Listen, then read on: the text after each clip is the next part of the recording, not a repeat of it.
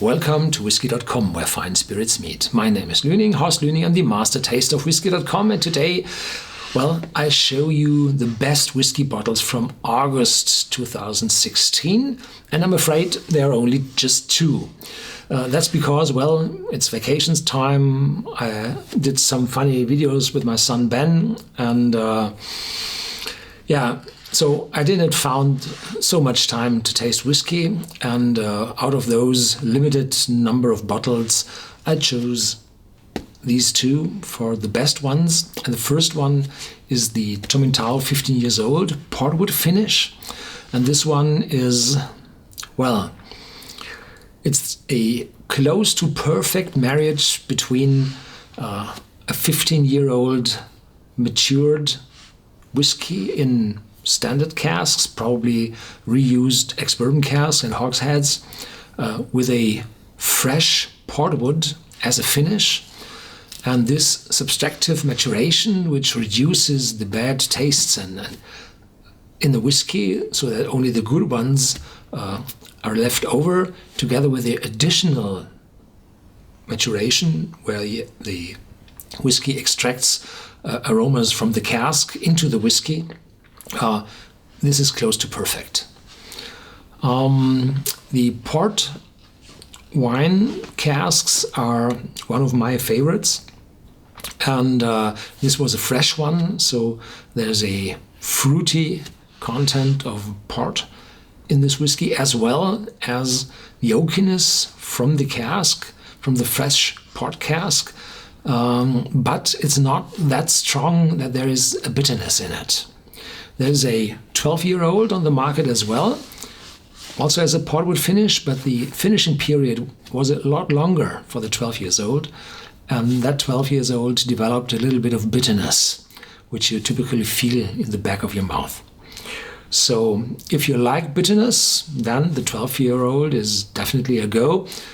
If you try to avoid the bitterness, then take this 15-year-old, but I'm afraid it's around 70, so it's not that cheap. But we can be happy that a new bottling from a distillery from the Highlands is still able to deliver 15 years of age. Very good. The second bottle, this is a very special one. It was created by me. I went into the warehouses of Signatory Vintage, which is, part of the Edredau distillery in Pitlochry in the Highlands. And there I didn't found it. I was shown 12 casks of Glenrothes, 18 years old, and I selected 10 of them. I rejected 2 because one was too light, too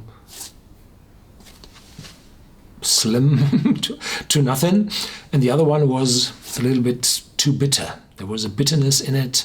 It was a lot darker than the others, and those 10 casks were mixed for a bottling of 7,000 bottles, and I'm afraid you won't be able to get that bottle outside Central Europe.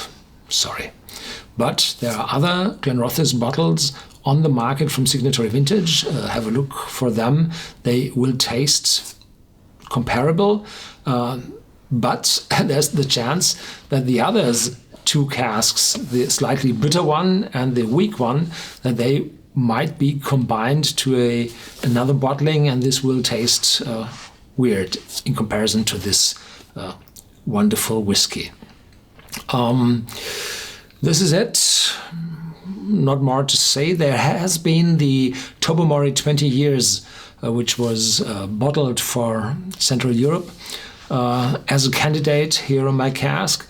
And I say I would like to show the best whiskies, but also I have very back in my mind some thoughts about pricing. And this 20-year-old Tobermory was very expensive, so that my personal feeling was, for that price, it wasn't good enough to compete with those 2 bottles, which are reasonably priced, and get the award for being the best in this month, for sure.